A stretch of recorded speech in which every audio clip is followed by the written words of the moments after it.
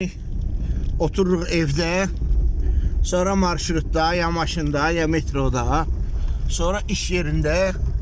Sonra da deyir ki, qan dövranı pozulub nəsə.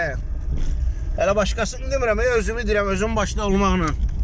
Gərək bir təbiətin qoynuna çıxasan, bir quş dalıca düşəsən, balıq dalıca düşəsən, corabın issana suya düşəsən, sərəsən, peçə burada quruya.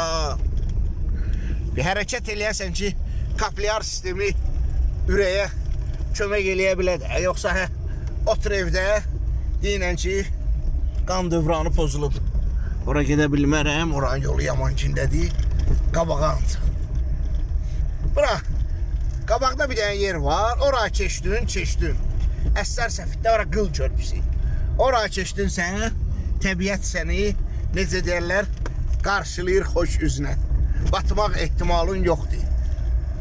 Yine başımızı qarışdıraq da, balıqdan, zatdan nə olsa evdə oturmaq olmaz ki, evdə oturmaq ölümə bərabərdir.